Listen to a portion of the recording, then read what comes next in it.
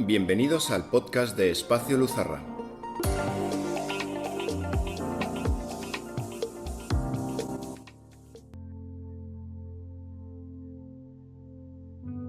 Ella podía ver lo que nadie veía.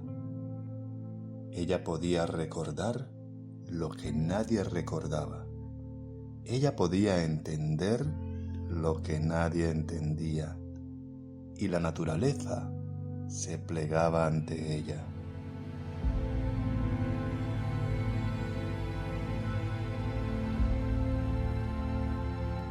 Hoy, Elena Petrovna Blavatsky, la mujer que unió a Oriente con Occidente y divulgó el esoterismo espiritual. Bienvenidos a La Mirada Poética.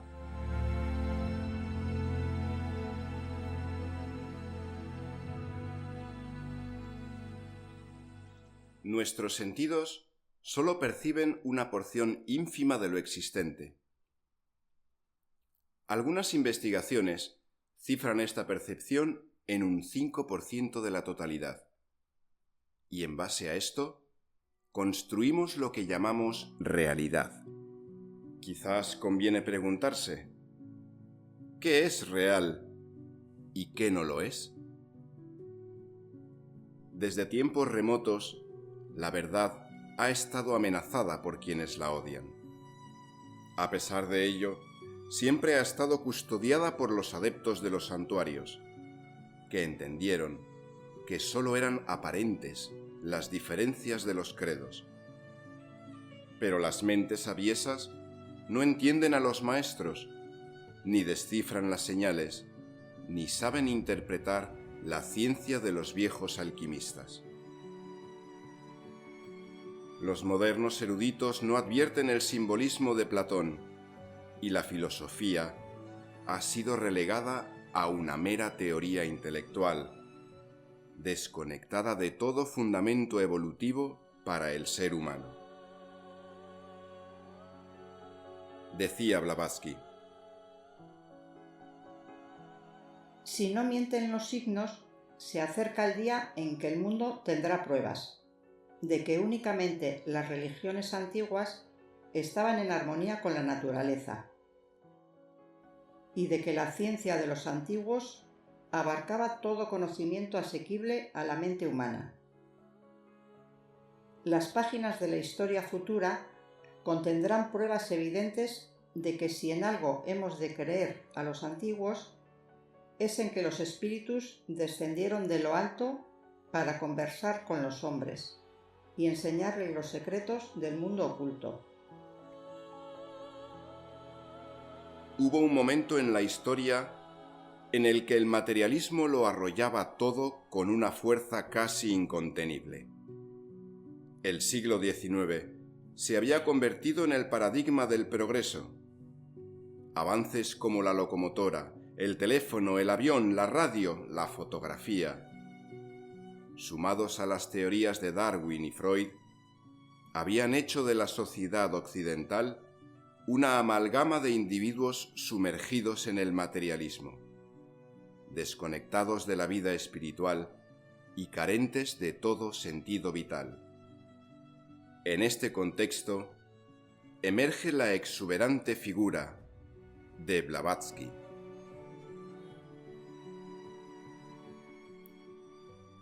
Siendo todavía una niña, parecía poseer dotes insólitas para provocar cierto tipo de fenómenos, llamémosles sobrenaturales. Aunque, como ya hemos dicho, la naturaleza es mucho más amplia de lo que perciben nuestros sentidos. Estas cualidades la convirtieron en una niña sorprendente y extraña ante los ojos de familiares y conocidos. Por si fuera poco, estaba siempre acompañada por una cierta presencia, capaz de actuar en el plano físico cuando lo requerían las circunstancias. Y es que, ¿quién no ha tenido un amigo invisible siendo niño? Para ella, sin embargo, no era invisible, ni se trataba de una mera fantasía infantil. aquella forma astral la protegía en momentos de peligro. Quizás eso explique el hecho de que los viajes que emprendiera más adelante, no exentos de riesgos, llegaran a buen término.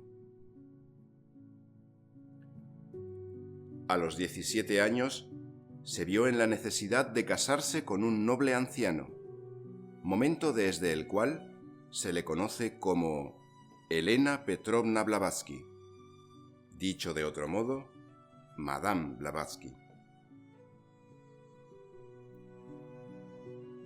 Con 20 años, se reencuentra con su amigo invisible, su ángel guardián, su tutor y maestro, encarnado en forma humana. De inmediato lo reconoció y como buena discípula lo siguió. Blavatsky emprende entonces un viaje que duraría 10 años. En ese tiempo visitó lugares insólitos de Asia Central, India, América del Sur, África y Europa. Después de una estancia de varios años dedicados a una sólida formación en el dominio de sus poderes, y tras haber accedido, muy probablemente, a la iniciación esotérica, comprende que su tarea es la de divulgar sus conocimientos. Aquí tengo un ramillete de flores escogidas. Nada hay en él mío, sino el cordón que las ata. La figura de Blavatsky nos resulta poderosamente atractiva y misteriosa, como una noche silente que guarda muchos secretos. Ella encarnó y seguirá encarnando a un personaje complejo y de riquísimos matices, a la vez que enigmático y sencillo. Debido a su alta complejidad, la sabiduría de sus escritos se escurren por las grietas de una mente apenas racional, que no alcanza a comprender el trasfondo metafísico de sus enseñanzas. Sin embargo, uno de los fines últimos de sus enseñanzas es la fraternidad. Quizá por su preocupación ante una humanidad desprovista del sentimiento de lo sagrado, o quizás por su capacidad de ver en el horizonte de la historia y prever los acontecimientos sangrientos que llegarían con el siglo XX.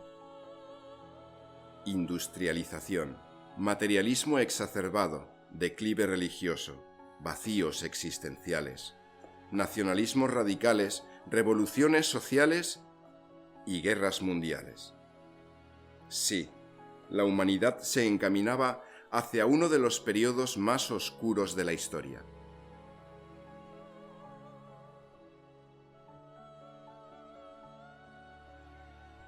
Siendo consciente de una realidad insoslayable, solo quedaba preparar a sus discípulos para sobrevivir al naufragio, creando pequeños núcleos de fraternidad. Núcleos en los que las diferencias no fueran más que una expresión anecdótica de la diversidad. Trabajó con la esperanza de que, aunque en pequeña medida, existieran grupos de personas que comprendan que pese a esas grietas que llamamos fronteras, el mundo es uno. Y aunque las formas manifestadas sean múltiples, la humanidad es una sola. Por todo ello, le debemos gratitud.